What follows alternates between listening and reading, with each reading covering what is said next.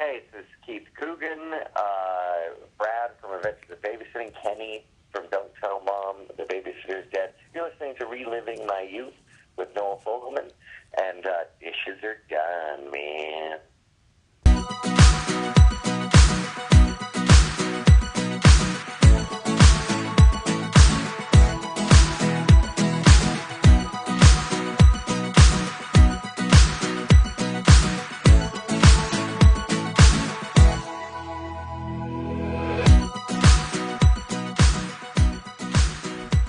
And welcome to Reliving My Youth, the show where we look back at pop culture from the 70s, 80s, and 90s. My name is Noel Fogelman.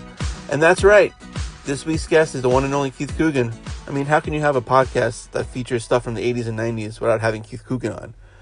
Don't Tell Mom, The Babysitter's Dead, Hiding Out, Toy Soldiers, Avengers and Babysitting. We touch upon all four of those movies. We talk a bit about how he got into acting. I mean, his grandfather was Jackie Coogan. Keith gives us his thoughts about the sexual harassment scandal that's rocking Hollywood. We talk a bit about the latest Thor movie, Star Wars, just pop culture stuff in general. Super nice guy, and here's my conversation with Keith.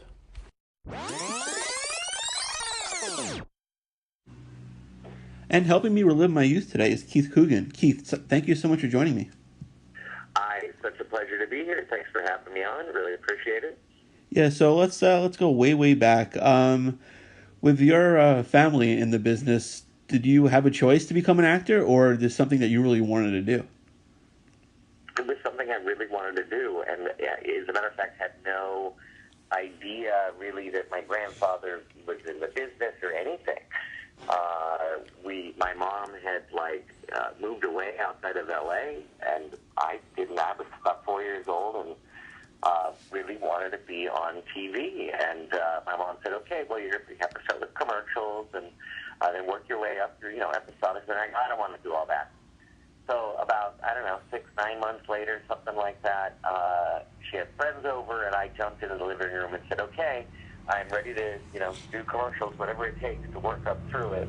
And she thought it was hysterical. She brought me back down to L.A. She grew up in Los Angeles.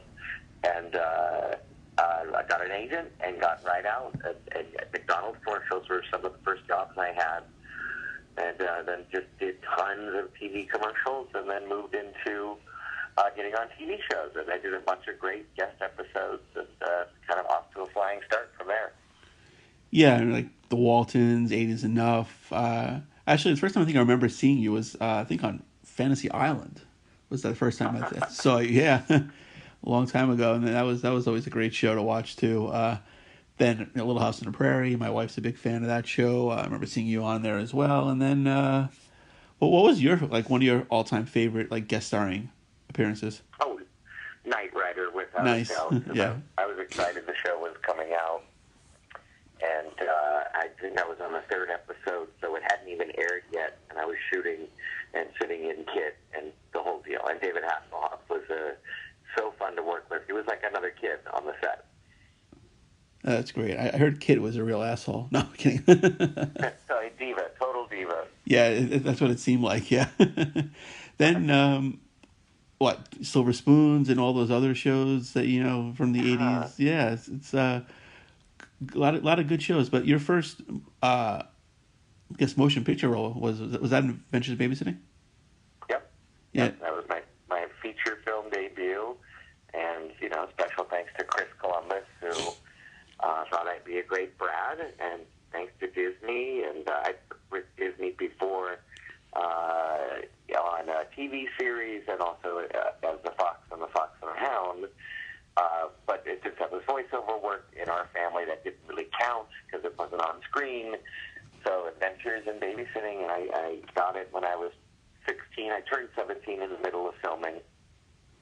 That was a really big, helped me move off of TV and into film. Back then, you couldn't do both. It was, pre-Moonlighting and Bruce Willis, and the ability to jump back and forth. Tom Hanks was still just doing Bosom Buddies and hadn't, moved into the movies yet. And so that was a big deal to move from doing a lot of TV work and guest appearances, movies of the week, after-school specials, and always knocking on the door of Hollywood for, that big movie break I auditioned for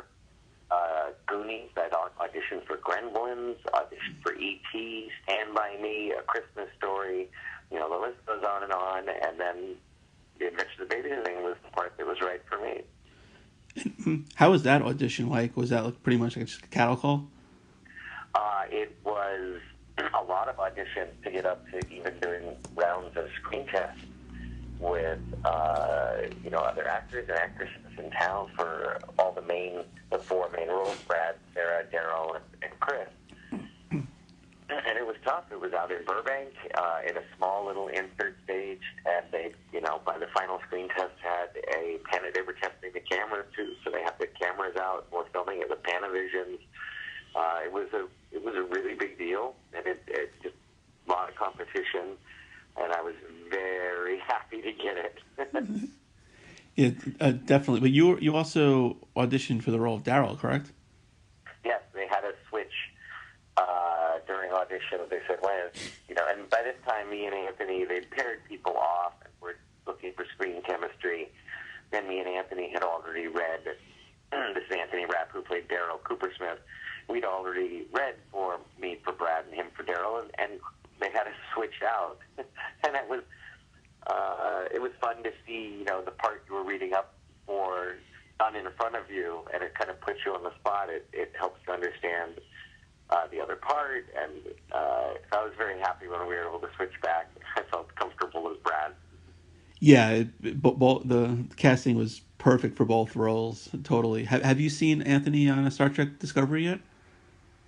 I do not have the CBS access, all access, but congratulations. I'm a big Star Trek, the original series and Next Generation fan, and loved a lot of the iterations of Star Trek, and love the movies. I have no issues with, of course, Star Trek II: Wrath of Khan is the greatest film ever made. But I have no, it ranks, there's orders online of like the Star Trek films, as it were. And I placed Star Trek 1 pretty high up there. It's a great film. I'm a nerd. I'm a total geek. Right. I always found that one just to be completely boring. Just like the uniforms, everything was just like a big yawn fest until they get to Wrath of Khan, and then that's when the series really takes off. I feel. Mm-hmm.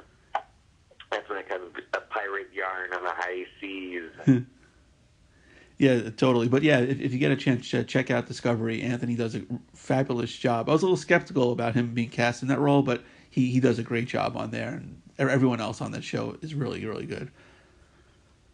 Oh. And it's good to have.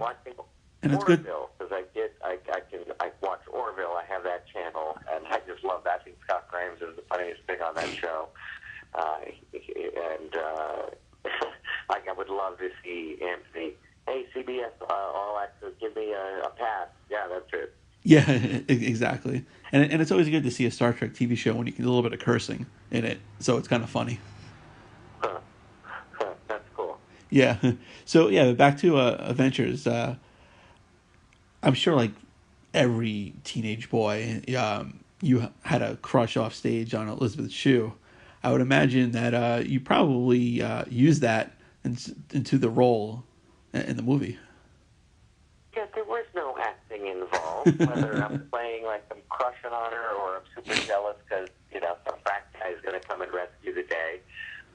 It was very easy. My choices as Brad were always very clear and self-evident because often it's how I felt. Of course, I had a huge crush on Lisa. When you're in the cool kids club, you get to call Elisabeth Shue Lisa. And we had so much fun shooting that. It was really 5 kids. It was the 4 of us and Chris Columbus because he has a great way of working with young performers that doesn't talk down to them. And, there's a lot of fun in it. I think there's a lot of charm in Adventures. There's some laughs and they go on, there's some hijinks and great adventures, but there's something about that little unit going around. You kind of, there's buy it. I think it's really authentic. I think that Chris Columbus really worked with us to bring out some, pretty endearing performances. I love watching it with an audience. We've been doing screenings of Adventures in Babysitting, celebrating the 30th anniversary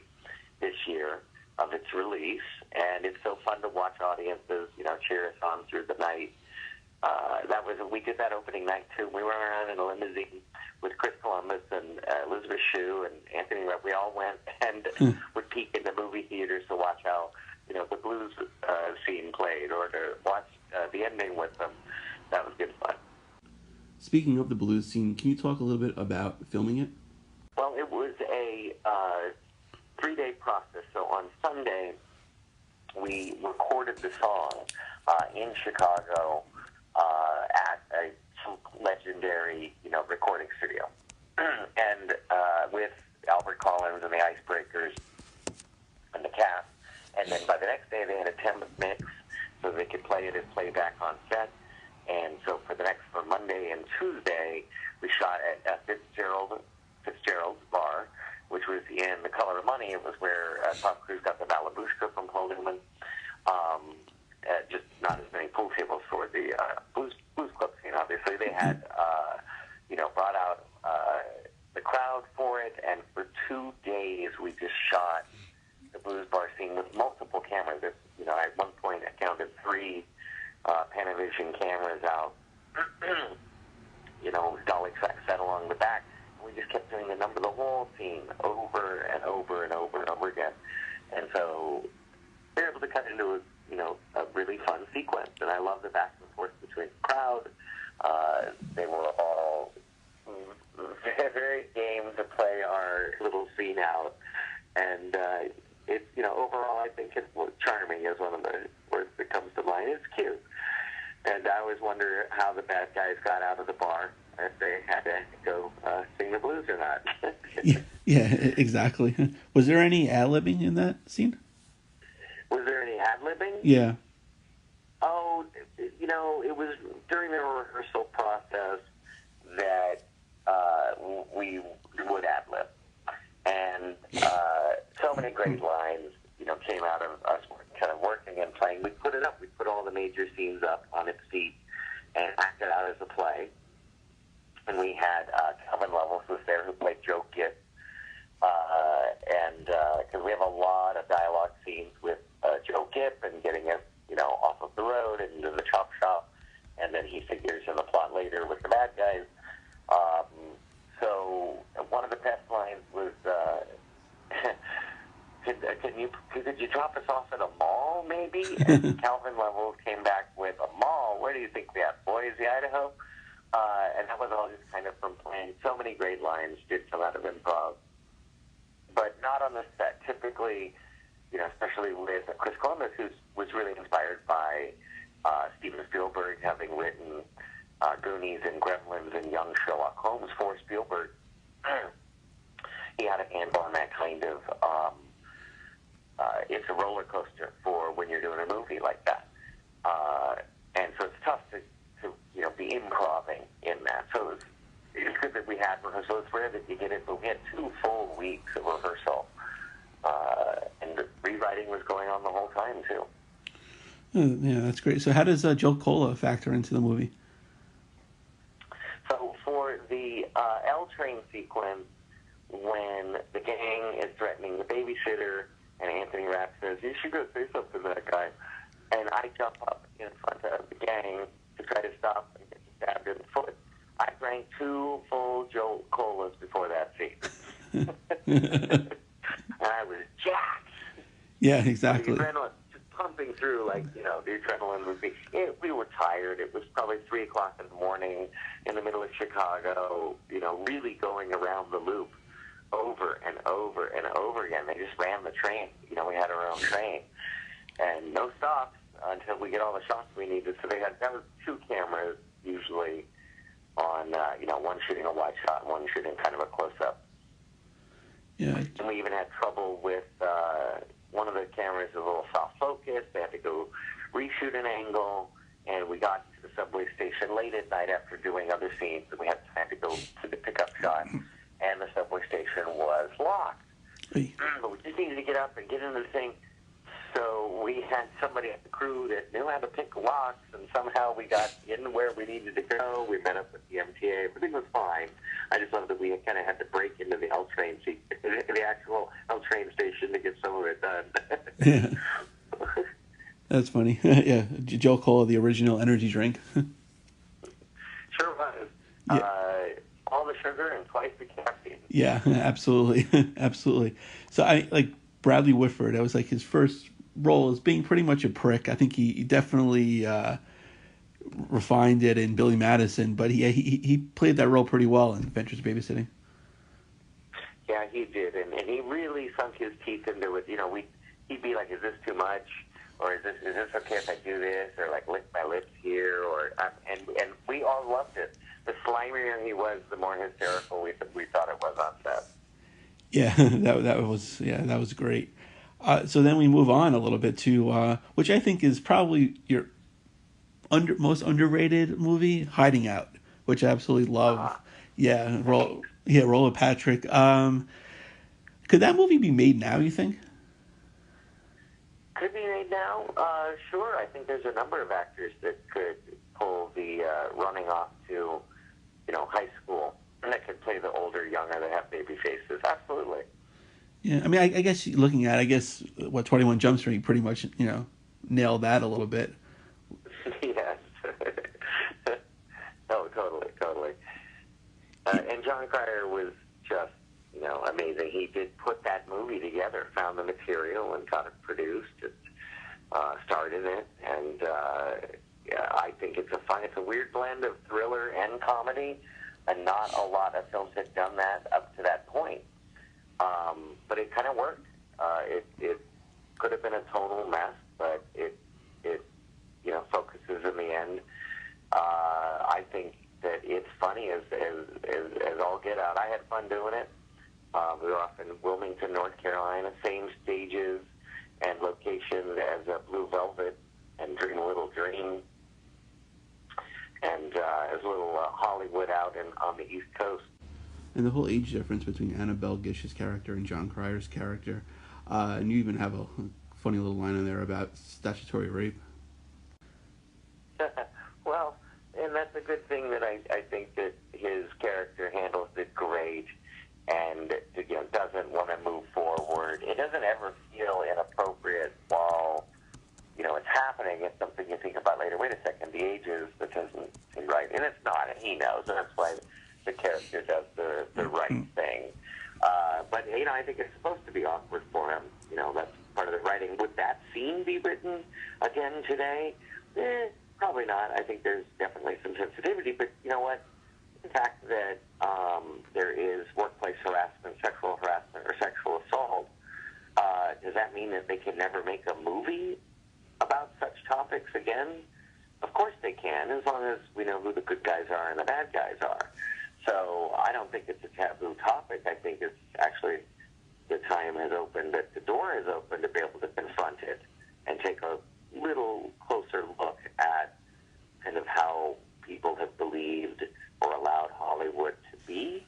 Like, oh, it's always been that way. Oh, it was it was a secret, an open secret.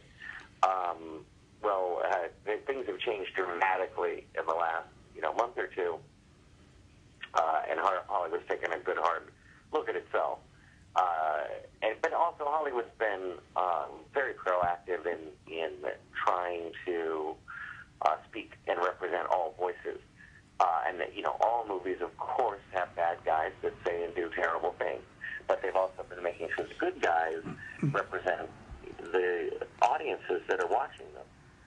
So there's more women's stories being told, more women directors making movies, more people of different colors other than the white folk who have dominated movies. I grew up and was doing films in the 80s and early 90s, and it's very imbalanced. It's incredibly Caucasian, and Hollywood's already moved on this for years, and now we're getting around to people that may misuse their power in Hollywood, and shining a light on that is absolutely, ultimately, one of the best things going to happen to this industry. Yeah, you're absolutely right. Did you witness anything growing up, or anything on set? I do have worked with a number of actresses that had been very uncomfortable on sets by either sexual harassment, in some cases sexual assault, I didn't know about at the time, but, maybe years later, I'll talk to them or run into them, and I'll learn of, that certain sets weren't all that great. Because it's the type of thing that the survivor of sexual assault and sexual abuse, they're gonna pretty much remain silent. And the fact that we have so many people coming forward, it is a rush of allegations and people coming forward on a lot of the same names, but that has been building pressure for so long. So many people have kept silent for so long. So there may or may not be a fizzling of that. It could go deep and wide in the industry, and that kind of, behavior needs to be corrected anyway. So they've taken steps that, no one of, that can give someone a job is to be alone with someone, opposite sex, same sex, doesn't matter at this point. We find that sexual assault takes all forms, even to those that are underage. So it's maybe something that exists all over society, but Hollywood tends to have a very big magnifying glass on it as it magnifies the world and its stories and projects it back out to the world. So something that has been sneaking up Hollywood for years and years, the casting couch goes back to the Broadway times in the 20s at least. So really for 100 years we've allowed, the idea that, the casting couch, of course, I wonder how she got cast. Terrible, terrible for women, and, it's time that it does end. So it's a whole new age, I think, for Hollywood and its image, and hopefully we, continue to at least be, most of the people in the industry are absolutely fantastic, creative, inspiring people. So we're rooting out some bad apples here and making sure that it's not systemic and that people know that it's not okay to act like that. Yeah, totally, and it was really good to see Anthony come out and share his story. Yep. Anthony and Corey Feldman have both been very brave in facing their abusers, and I've always been proud of Anthony. He's been always told the truth and been very forthright. Came out early with his sexuality, and way before it was, quote, in to come out. So I applaud him. He is very brave. Definitely. Can you, were you able to watch a certain actor or director's work knowing that they did these heinous things?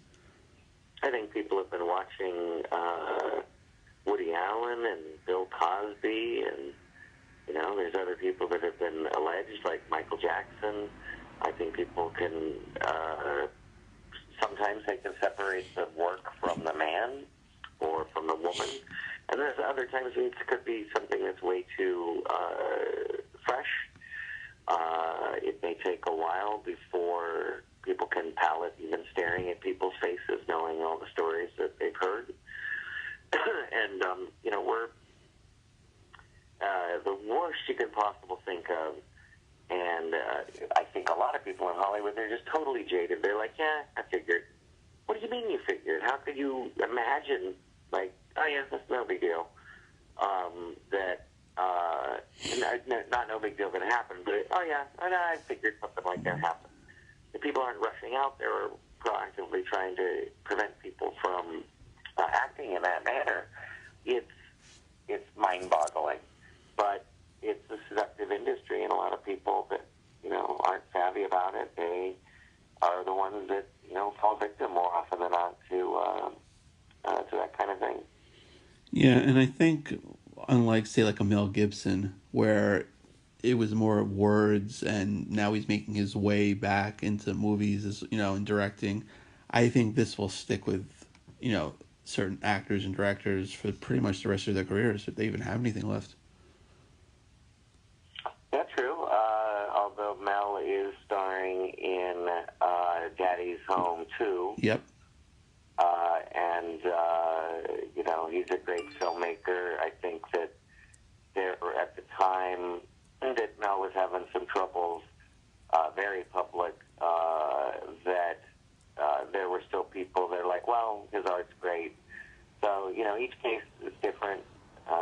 everybody in that amount of time. Look at Roman Polanski overseas. And, there's still an audience for his films. So, I don't know. It's up to the viewer. Nobody has to buy everything. Yeah, true. Definitely.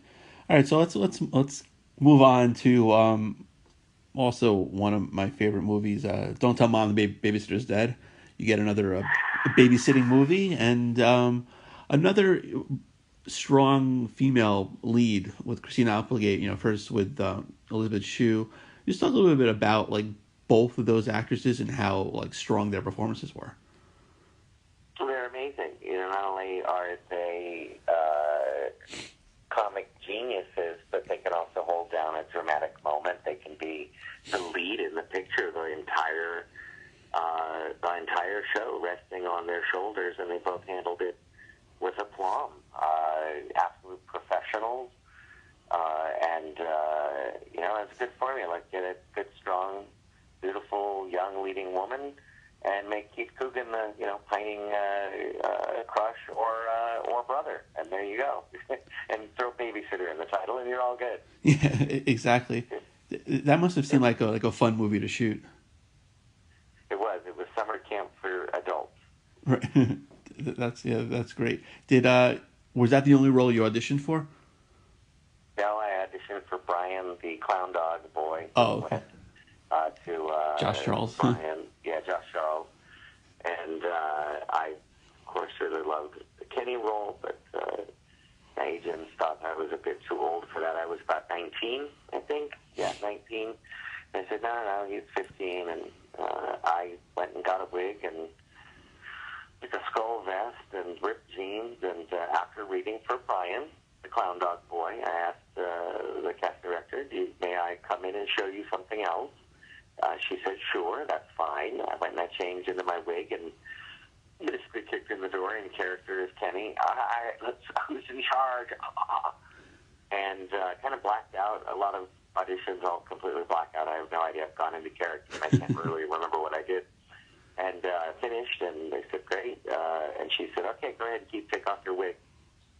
Took off my wig in front of the producers, and their jaws dropped. They're like, oh, that's the same kid from just before.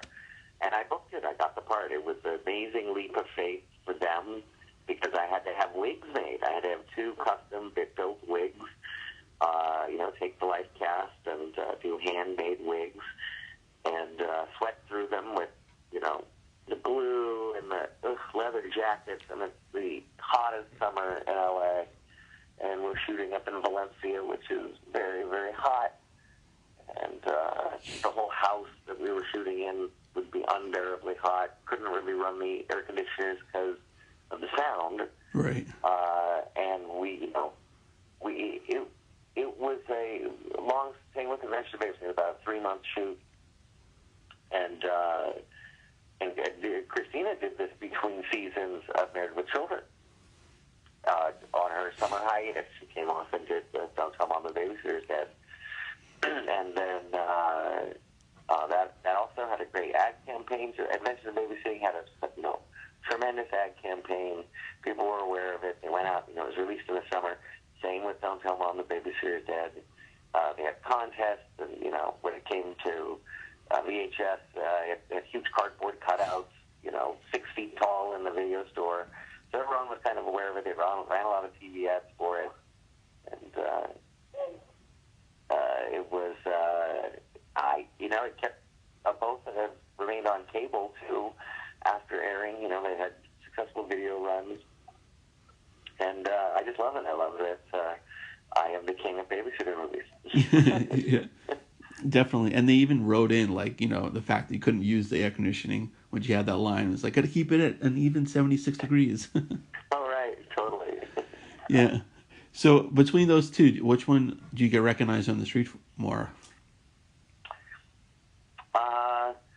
It is Adventures of Babysitting, probably, but when it is for Don't Tell Mom the Babysitter's Dead, people will walk up to me and they'll say, just say it. Could you just say it once? Say the line once. And they just want to hear me say, dishes are done. Dishes are done. And so that always brings me great joy. I have lots of actors I'm huge fans of, and of course I would love them to, say their famous lines and stuff. So I totally understand. My wife is, she really, she's a fangirl, so she knows what fans like, and how they want to be treated by, actors, and so we do autograph shows. We have an online shop. And we'll, go to screenings and stuff, and we always love reaching out, meeting all the fans, and we provide a very good experience for them at our booths at conventions and such. That's great. How can fans reach you? Well, online, KeithCooganOnline.com, and that leads to all the, Twitter is Keith Coogan, Instagram, Keith Coogan. We do have a pretty public Facebook page, although maybe full of friends. You can still follow me on Facebook, Keith Coogan, and those are some of the best ways. Cool. That's great. Now, I was a little jealous during that movie because you ended up getting a date with Nicole, and I had such a crush on her during that movie, actress Deborah Tucker. That was, I was like, I was rooting for you, but I was a little jealous. Nicole. Yeah. Nicole is a fan favorite. Yeah. I love the whole fashion show at the end. Yeah. It's so specifically 90s and weird, these uniforms made into funky clothes. It's bordering on clueless territory for the fashion choices. And so you can definitely see the early 90s influence on not only Don't Tell Mom, but also Clueless, too. Yeah, totally. And that must be like probably one of the worst moms in movie history, I would imagine. Oh, she's just the absolute worst. She goes and runs off with a freaking sheep herder down in Australia. Yeah. She's the worst mom. But you know what? Also, they were the worst kids, and she needed a damn break. Yeah. But it was pretty quick how Christina kind of like morphed into that role of mom. She did. You have to. You're thrust into the head of household role, and you got to take charge. Yeah, no, she did great. But that summer you had another great movie come out, Toy Soldiers, and my wife and I don't really like agree on a lot of movies, but we both love that movie. She'll watch it on DVR all the time, and me as well. And that was great between like getting you from Don't Tell Mom and eventually Babysitting, Will from Stand By Me and Star Trek, and Sean from The Goonies and stuff like this. Talk about it was kind of like an all-star cast. It's a whiz-bang fun movie. And even, the adults, Lou Gossett Jr., Iron Eagle, Officer and a Gentleman, Denham Elliott. Yeah, Indiana Jones, yeah. And Andrew Devoff. Yeah. As the bad guy. Mason Adams. One of the greatest bad guys on Mason Adams, R. Lee Ermey. Yeah. What a great supporting cast. Even an uncredited, he played Will Wheaton's cat in that. Oh, Jerry Orbach, another one. Yeah, Jerry Orbach refused to take credit. He thought it was ridiculous. It's a silly movie. You have a silly little movie here. Yeah. Well, you cashed your check and did the part. Yeah, exactly. Take credit. You're wonderful in the picture, by the way. Yeah. Yeah, but that was a really great movie as well. And that kind of like through the whole 6 Degrees of Kevin Bacon, you had Sean's obviously his father was Gomez, and your grandfather, Fester. So that was kind of a nice tie-in there. It totally was, and and of course because of the Addams family connection, I grew up with Sean. Basically, I've known him since we were little kids. So it was fun to work on it with friends. Yeah, Sean, the action movie star in that role. Yep. And Will, I've gone on to work with Will. We did a Tales from the Crypt episode together. We did a terrible snake movie called Python. Right. England. And it's always fun to get killed or watch Will Wheaton get killed every time we work together. Yeah. But one thing, he had the ridiculous earring in that movie. But other than that, he nailed that role. You said ridiculous earring, but you're being redundant. True. Even in the 80s, like people would be like, well, in the 80s, people talked pretty awful, you know. They played Spare the Queer, that's, you know, get the guy with the ball. And they say, well, if it's gay, if it's on your right ear, but if it's on your left ear, it's not gay. Gay. That's how they talk, too. Right. Exactly like that, like caveman surfers. And no, I didn't fall for it, and I didn't get my ear pierced in the damn 80s. Oh, my God. And I never had a rat tail, thank God. Mullet. I proudly wore a mullet, absolutely. Yeah, I had one for my bar mitzvah, I'll admit, and I did have an earring for, a couple of years in the early 90s, but, long gone now, both of them, with most of my hair as well. Yeah. Yeah, but with Toy Soldiers, they really couldn't make that movie now. A lot of the movies you've been in, it would be hard to make now. Yeah, I trace it back to economics, of Reaganomics in the 80s, and a lot of women in the ERA, a lot of women entered the workforce and left kids at home as latchkey children. So they get done with school and they go home and no one would be home. They'd have to wait till mom and dad came home about 5 or 6. So kids would watch TV and take care of themselves and go on adventures. This is how we get Goonies. This is how we get Stand By Me. We get, films about kids going on great adventures and then beating, just in time before the parents get home. And the movies, just like they stopped using women as a hostage, as the trope, the bad guys got the woman hostage, they're like, come on, that's sexist. Well, in the 80s and 90s, they put kids in danger a lot, and you'd be surprised. One movie even shot him into space on the shuttle, Space Camp. Yes. How terrible can you be of not keeping your eye on your kids? And Adventures of Babysitting is part of that. And Monster Squad, and there was a movie called Grand Canyon where I think Peter Billingsley gets eaten alive by wolves. So Halloween went on. Danielle Harris was a great scream queen. Yes. Featured as the younger sister in Don't Tell Mom the Babysitter's Dead. So, all these things, it's going to change over time. I think Robert Rodriguez, when he did Planet Terror, his half of the Grindhouse pictures, played on the trope that, the kid is left alone with a gun for a minute to defend himself. The mom walks away from the car, and you just see, boom, and the gun goes off. And that was like taking that let's harm children on screen to the ultimate limit. And hysterical, but, had to have some context about the past and what it used to, the kind of predicaments it used to, dangle kids as a cheap plot element. And so I'm kind of glad that those days are over. And now we're in the Jurassic Park precocious little brat syndrome kids. These kids are way smarter than they have any right to be. But they also have Instagram and Facebook and Google and all that other crap that we didn't have growing up. So I think the kids are developing and maturing much faster than we ever did. I matured at a 56K rate, Yeah, totally. They're on T1. Yeah, exactly. And my daughter now, who is 7, was able to work an iPhone when she was 2 years old. That's kind of ridiculous. Yeah, it really is. But, it's funny, like, you look at, movies, it would have been over in, like, 5 minutes if it hadn't, there'd been a cell phone. I play that game with all of them.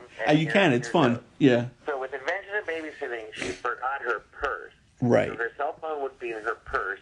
Boom, I took care of that one. Yes. Let's see, what else? In Toy Soldiers, well, first of all, in Don't Tell Mom the Babysitter's Dead, yes, Mom would have been calling Swell's cell phone and blowing that up throughout the movie. Right. She would have ignored it. Yes. So we took care of that. Or she would have been cute, like, oh, hi, Mom, sorry, I can't talk, gotta go. Yeah. And then in Toy Soldiers, they probably would do, before they go and invade the school at the end, the military to go rescue the kids, some they sort would of probably jammer. do cell jamming as well as blacking out the school. Right. And radio frequencies being jammed. But it would have been a heck of a lot easier for Sean Astin to sneak all the info out of the school if he could just tweet it. Yeah, exactly. But they probably would have confiscated all the phones. The kids would have hidden some somewhere. Yeah, totally. So that would have been a part of the plot, is finding the cell phone and all that other stuff. And it's amazing that they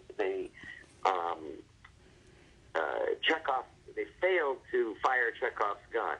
because they set up that he could hack into the phone system at the beginning of the movie, and then they never show Billy Tepper or any of the other kids trying to hack into the phone systems again. No, you're right. You're right. Now speaking of Sean Astin, have you watched Stranger Things?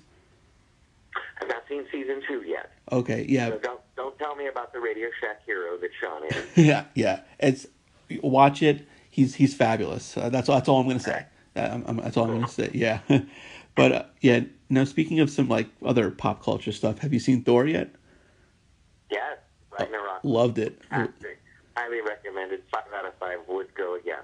Yes, I was finally happy they made a proper Thor movie. And I do hope people continue to try to take people that may not have seen the original Blade Runner or just saw it or whatever. It doesn't matter. Go see Blade Runner 2049. Get it on home media. It's groundbreaking. It's a watershed event in filmmaking. I think it's just transcendent. So I love Blade Runner 2049 too. Yeah, I haven't seen it yet, but I'm definitely going to. It kind of died in the theater, pretty much like the first one. It's going to have a cult following, I'd imagine, like the first one. Well, it's going to be considered a classic, just like the first one. Yeah, pretty much. Like in video, and I'm sure they'll have 9 million versions of it as well. Not that kind of movie. They should have released it in several theaters, just in the major New York, L.A. Let it play for months. Let the audience find this movie. They tried to shove it down everybody's throat like a blockbuster, and it's not that kind of movie. It's there's a lot more thinking involved. It's still got great action and a great pacing, but it's also got times where it takes its time, and a lot of movies don't do that today.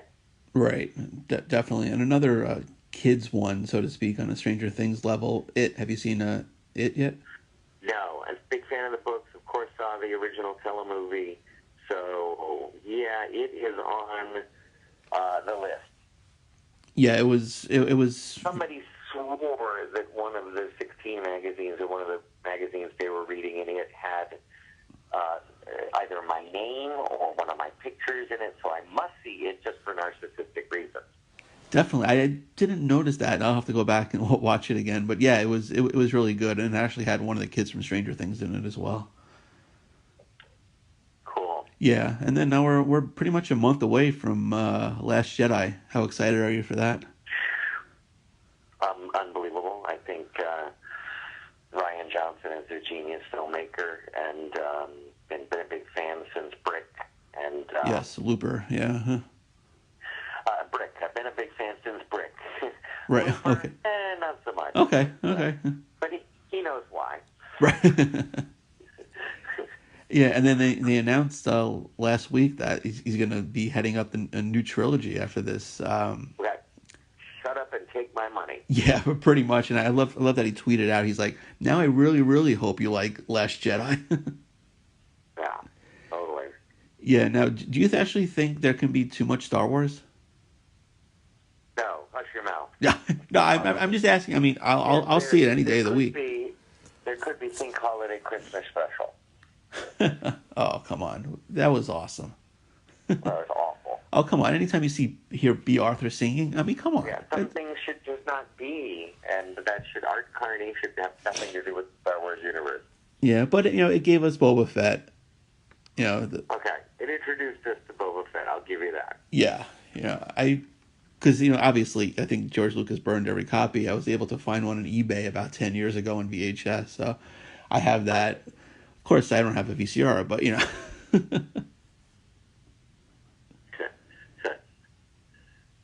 But, Keith, thank you so much for joining us tonight. I really appreciate it. And thank you, Noel. I have more fun talking about other people's movies than my own, but I do thank you for having me on. And very nice. Thanks for walking through some of the deeper cuts, like Hiding Out. Appreciate it. And it's always nice to hear the toy soldiers love. Of course. Now, I know you love going to the conventions. Do you ever come to the East Coast? We are booking up our schedule for next year and looking at going up and down the Eastern Seaboard as much as we can. So we'll see what shows we can come on out to. but we love, we love traveling for these and meeting folks all over the country. And you never know who's your fan. Well, I had a grandma walk up to the table, and I thought, maybe he's familiar with my grandfather or Fox and the Hound. Or eventually she goes, nope, don't tell Mom the Babysitter's dead. That's the one for me. It just cracks me up. So you never know who's gonna be a fan of what. Yeah, that's great, Keith. Thank you so much. Thanks, all. Have a good night. And a special thanks to Keith Coogan for joining us today. Check out his website, Keith Coogan Online. There you can order autographed photos. He'll personalize merchandise, pictures.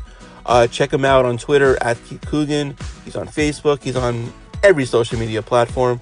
You can check me out on Twitter at TheFirstNoah19. Be sure to like the page Reliving My Youth on Facebook.